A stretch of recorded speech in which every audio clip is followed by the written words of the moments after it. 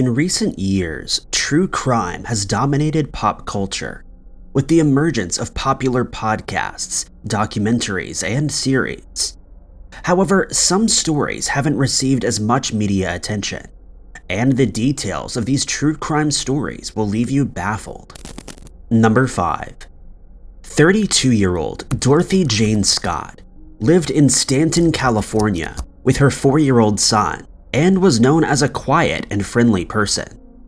Her family said that she was quite religious and preferred to stay in the house rather than go out partying. To help support her son, Dorothy worked at 2 hippie New Age shops as a secretary, and by all accounts, her life was very normal. However, behind the scenes, Dorothy had been keeping a secret that would one day burst out and turn into one of the strangest true crime mysteries. On May 27, 1980, Dorothy dropped her son off at her parents' house and headed to work for a late meeting. As the meeting progressed, Dorothy noticed that her coworker, Conrad Bostrom, looked ill and that he had a large bite on his arm. Conrad said that he was in a considerable amount of pain, so Dorothy, along with another coworker, Pam Head, left the meeting and took Conrad to the Irvine Medical Center. On their way to the hospital, Dorothy hopped into her parents' house to see her son and let her parents know that she would be home late. She also changed out of her black scarf and into a red one. While this seems like a mundane detail, it becomes a very important clue later on. Hours passed and Conrad was seen by the doctors at the medical center, who concluded that he had been bitten by a black widow spider. As Conrad and Pam collected his prescriptions and finalized his discharge, Dorothy went to the car park to collect her car and drive it around to the front. Conrad and Pam stood at the front entrance of the Irvine Medical Center, but Dorothy was nowhere to be found. As they made their way to the parking lot, Dorothy's car rushed past them, with headlights beaming in their eyes. Conrad and Pam decided to wait for Dorothy, thinking perhaps she'd been called back to home. As the hours ticked by, though, it became clear that Dorothy wasn't coming back for them. Conrad and Pam called Dorothy's parents, and soon a missing person report had been filed. Unbeknownst to the Scotts, their worst nightmare was just beginning, and now, decades later, we're still no closer to finding out what happened to Dorothy. A few hours after Dorothy was last seen, speeding out of the Irvine Medical Center parking lot, her car was found burned in an alleyway. There was no sign of Dorothy or the person responsible, but police knew that this was not a good sign. During their investigation, the Stanton Police Department uncovered that Dorothy had been receiving threatening phone calls in the months before she disappeared. Dorothy confided in a few friends that the voice sounded familiar, but she could never quite place it, and that the man on the end of the phone said graphic and terrifying things to her.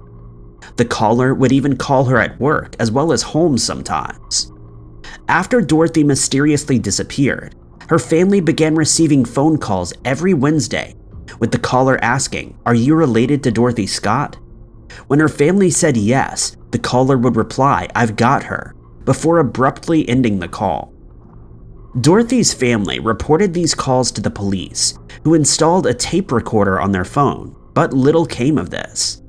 After details of Dorothy's disappearance were featured in local newspapers, an anonymous call came into one of the newspaper's editors. The caller at the end of the phone claimed responsibility for Dorothy's disappearance, saying, quote, "She was my love. I caught her cheating with another man. She denied having anyone else. I got rid of her." According to this editor, the caller also revealed details that had not been released to the public, like the fact that Dorothy was wearing a red scarf and that Conrad had been treated for a spider bite. This anonymous caller also told the editor that Dorothy had called him on the night of her disappearance.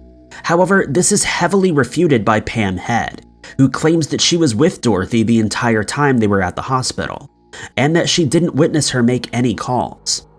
These bizarre and taunting calls continued, and in August of 1984, Dorothy's remains were found along Santa Ana Canyon Road. Since this discovery, Dorothy's case has remained cold, and the Stanton Police Department is asking anyone with information to come forward and contact them on 714-889-7866. Number 4. 19-year-old Rhonda Henson had the whole world in front of her.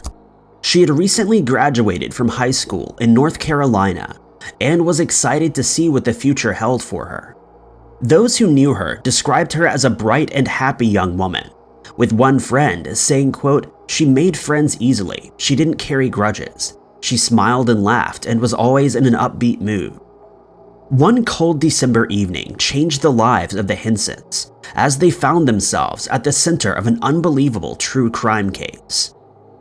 After graduating high school, Rhonda had found herself a job as a secretary with the Hickory Steel Company.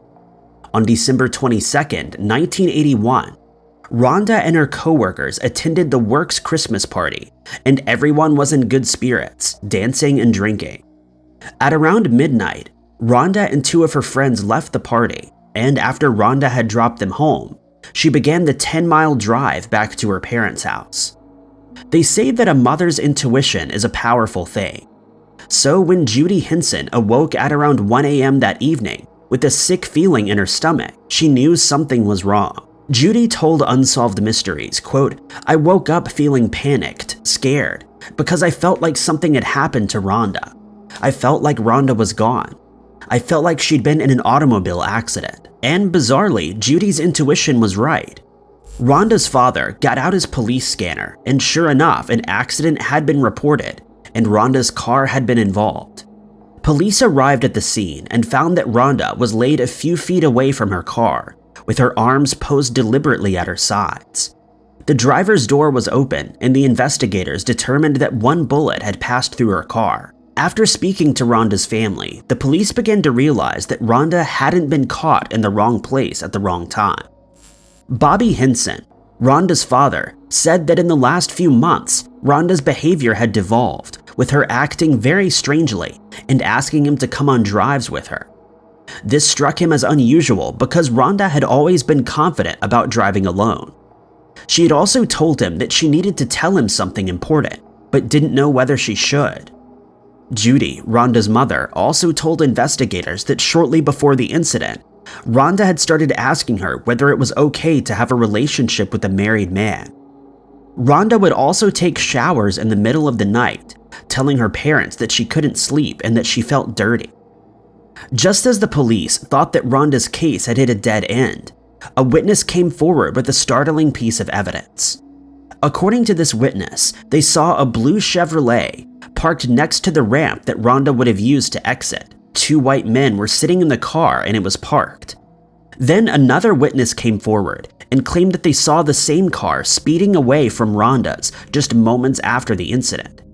This witness also said they saw an unidentified man standing next to her car. This witness was able to provide a rough description of the man, stating that he was 5'10" to 6 feet, medium build, and had brown hair. Despite all of this information and evidence, the police are no closer to cracking the mystery. The police department is offering a $20,000 reward for any information that leads to an arrest. You can contact them at 828-879-2102. Number 3. The case of 19-year-old Brandon Swanson feels like it was pulled directly from a film, but sadly his disappearance and the details surrounding it are very real, and 14 years later, we're still no closer to solving the mystery. On May 13, 2008, Brandon attended 2 parties in Canby, Minnesota with a bunch of his classmates. According to those at the party, Brandon was not intoxicated, which makes the events of May 13th all the more strange. Just after midnight on May 14, 2008, Brandon decided that it was time to head home and got into his car and began making the 34-mile drive home. According to Google Maps, this journey takes around 30 minutes depending on traffic and other factors. This case takes a bizarre twist when at 1:15 a.m., Brandon gets his car stuck in a ditch and tries to call his friends for help. None of his friends answered, and it wasn't until 1:54 a.m. that Brandon called his parents. Brandon told his parents that he was somewhere between Lind and Marshall, so his parents drove out to the approximate area but found no sign of him. His parents told him to flash his headlights while they flashed theirs, but neither party could see the other. After trying and failing to find each other, Brandon decided that he would walk to the town of Lind, telling his parents that he could see the town's lights in the distance. He stayed on the phone with his dad as he walked through the fields and wooded areas. Around 47 minutes into the call, Brandon shouts out before the call cuts off. Numerous attempts were made to call Brandon back, but each time the call rang through before eventually going straight to voicemail. Concerned, his parents continued to scour the area for Brandon until the early hours of the morning. By 6:30 a.m., his parents contacted the Lincoln County Sheriff's Department and officially reported him missing. A wide-scale search began for Brandon, and just a day later, thanks to Brandon's phone records, the Lincoln County Police Department were able to locate his car. The reason that his parents had been unable to spot him between Lind and Marshall is that Brandon's car was found near Taunton, which is 25 miles away from Lind. According to his family, Brandon was very familiar with the drive from Canby to Marshall. So what had changed on May 13th and 14th of 2008? Over the years, numerous searches have taken place, and hundreds of theories have been put forward. The most popular theory is that Brandon fell into the Yellow Medicine River, but there's no solid evidence to support this. Others are more skeptical and think that it's the work of a serial killer.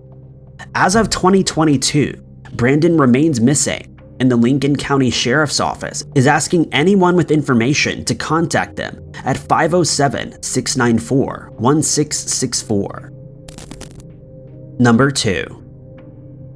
In 2016, Ian Diaz married the woman of his dreams, Angela Maria Diaz. The marriage started perfectly, with the couple looking forward to celebrating their union and spending the rest of their lives together. However, soon after their big day, a dark cloud descended over their relationship, culminating in one of the most bizarre true crime stories of the 2010s. Before Ian had started a relationship with Maria, he had been in a relationship with a woman named Michelle Hadley. Shortly after the wedding, Angela reported that Michelle, Ian's ex, was sending her harassing and threatening emails. On top of that, Michelle had also allegedly created Craigslist listings, giving away Angela's personal details and inviting people to her house. These messages continued to pour in, with Angela handing over every shred of evidence she had to investigators. The evidence caused Michelle Hadley to be taken into custody and held for 88 days while the case against her was built. However, just days into their investigation, the Anaheim Police Department made a disturbing discovery. All of the emails, posts, and messages had originated from an IP address that was linked to Angela's apartment. Forensic investigators found that Angela had been using VPNs and third-party proxy networks to make it look like someone else was sending the messages. Angela had sent all of the emails to herself, and had also made all of the Craigslist postings. Once this evidence came to light, Michelle Hadley was released, and Angela Diaz was arrested and charged with numerous crimes, including falsely reporting a crime to a police officer. In 2017, Angela Diaz was sentenced to just 5 years in prison for her crimes. Number 1. Fisherman Mark Peterson headed out on his boat on the Hawkesbury River in Sydney, Australia, on August 11, 1994, expecting a quiet and relaxing day. The weather was calm, and as Mark pulled his nets in, he noticed that it was significantly heavier than usual. Thinking that today was his lucky day and that he had caught a squid, he pulled his net up, but as the large mass hit the deck of the boat, he jumped back in horror. Instead of a squid, Mark found the body of a man wrapped in plastic and tied to a 1.8-meter crucifix. The crucifix had been welded together before the man was placed onto it and thrown into the river. Mark called the authorities, and within minutes, the police and coroner arrived at the scene. The coroner was able to determine that the man had been in the water for between 6 and 12 months, and that he was between 21 and 46, 5'2" to 5'4", with dark brown hair and possibly of European descent. A description of the man was circulated, however, no one came forward to claim him, leaving him to be known as the Rackman. What troubled investigators was that the crucifix he was found attached to had been custom made to fit him, and it would have been too heavy for one person to lift. The police were now forced to consider the possibility of multiple suspects, but even with all of this evidence, they were still no closer to cracking the case. The Rackman lay dormant until 2018, when forensic technologies became advanced enough to analyze the degraded DNA sample obtained in 1994. After much hard work, the New South Wales Deputy State Coroner, Paul McMahon, announced that Rackman had been formally identified as 37-year-old Max Tensevsky. Tensevsky was known as a heavy gambler who often made trips to the Gold Coast and was last seen in January of 1993. His partner confirmed that Max had a few debts because of his gambling habits. However, the police have never been able to establish how much he owed and who he owed it to. The most prominent theory is that Max loaned money from a criminal organization that took revenge when he was unable to pay it back. There's been little evidence in this case, aside from the 1.8-meter crucifix. Over 28 years later, the baffling true story of Rackman remains unsolved. Thank you guys so much for watching. If you liked this video, be sure to hit that like button. Also, don't forget to subscribe and click that notification bell to keep up to date with all of our future videos. But I've been Ty Knotts, and I'll catch you guys next time.